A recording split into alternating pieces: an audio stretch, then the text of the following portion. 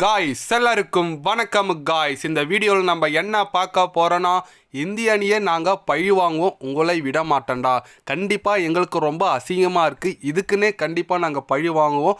இந்திய அணி போட்டி எதிரான அடுத்த போட்டிக்கு நான் காத்துட்ருக்கேன் அப்படின்னு சொல்லிட்டு நேற்று யுஏஇ அணி எதிரான வெற்றி பெற்றது மூலம் சூப்பர் 4க்கு குவாலிஃபைட் ஆகியிருக்காங்க பாகிஸ்தான் அணி. வெற்றிக்கு அப்புறம் பார்த்தீங்கன்னா பத்திரிகையாளர் சந்திப்பில் ஓப்பனாக சவால் விட்டு பேசியிருக்காருங்க பாகிஸ்தான் அணி நட்சத்திர வேகப்பந்து வீச்சாளர் ஷாஹின் ஷா அஃப்ரிடி. அது மட்டும் இல்லாமல் இந்த பகையை நாங்கள் கண்டிப்பாக தீர்த்தே தீருவோம் அப்படின்னு சொல்லிட்டு ஓப்பனாக சவால் விட்டுருக்காரு. அவர் என்ன பேசினார் ஏது பேசினார் சொல்லிட்டு வீடியோ டீட்டெயில்டாக பார்க்கலாம். அதுக்கு முன்னே நீங்கள் நம்ம சேனலுக்கு புதுசாக வந்திருந்தீங்கன்னா ஒரு சப்ஸ்கிரைப் மட்டும் பண்ணிவிட்டு வாங்க, வீடியோக்குள்ளே போகலாம். ஆமாங்க, நேற்று யுஏஇ அணி எதிராக இந்த பாகிஸ்தான் அணி வெற்றி பெற்றாங்க. இது மூலிமா சூப்பர் 4க்கு குவாலிஃபைட் ஆகிட்டாங்க.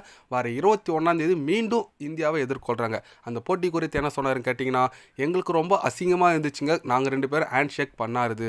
அது பாலிடிக்ஸாக பார்க்கணும், ஏன் கேம்குள்ளே எடுத்துகிட்டு வராங்க தெரியல. இருந்தாலும் இந்திய அணி எதிரான போட்டிக்கு நான் காத்துட்ருக்கேன். மீண்டும் இந்திய அணி நாங்கள் மோதல்னு நினைக்கும் போது எனக்கு ரொம்ப ஆர்வமாக இருக்குது. கண்டிப்பாக நாங்கள் இந்திய அணியை பழி வாங்குவோங்க சூப்பர் 4 சுற்றில்.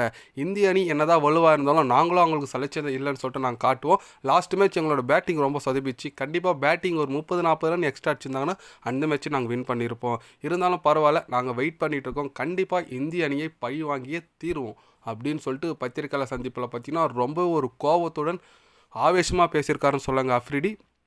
கரெக்டுங்க, நீங்கள் சொல்கிறது எல்லாம் கரெக்டு தான். பட் மேட்ச்சில் காட்டணும். ஏன்னா இந்தமாரி நிறைய பேர் வாய் விட்டு அதுமாரி பாகிஸ்தான் வீரர்கள் பல்ப் வாங்கியிருக்காங்க. ஏன்னா இந்த மேட்ச் முன்னே பார்த்தீங்கன்னா நிறைய முன்னாள் ஷோயப் அக்தராக இருக்கட்டும், அஃப்ரிடியாக இருக்கட்டும், நிறைய பேர்லாம் வாய் விட்டாங்க. மீண்டும் அதேமாரி பேசிகிட்டு இருக்காரு நம்ம இப்போ விளையாடிட்டு இருக்கார் ஷாஹின் ஷா அஃப்ரிடி.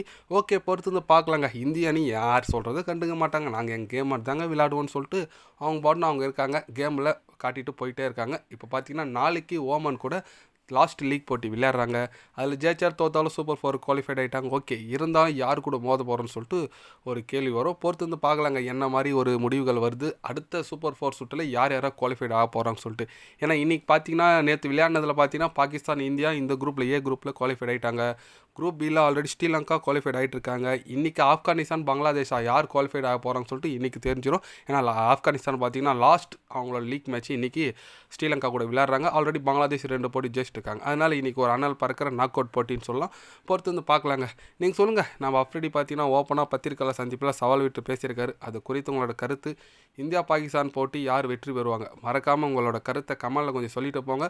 அதே போல் அஃப்ரிடி இந்தமாரி வாய் விட்டுருக்காரு, அது குறித்து உங்களோட கருத்து என்ன, ஜெயிப்பாங்களா ஜெயிக்க மாட்டாங்களா, மறக்காமல் கமெண்டில் கொஞ்சம் சொல்லுங்கள். இது போன்ற ஸ்போர்ட்ஸ் நியூஸை தெரிஞ்சுக்கணுன்னா சேனலை சப்ஸ்கிரைப் லைக் ஒன்று பண்ணிக்கோங்க. கண்டிப்பாக day by day channel update வரும். மறக்காமல் சப்ஸ்கிரைப் மட்டும் கொஞ்சம் பண்ணி வச்சுக்கோங்க. நன்றி, வணக்கம்.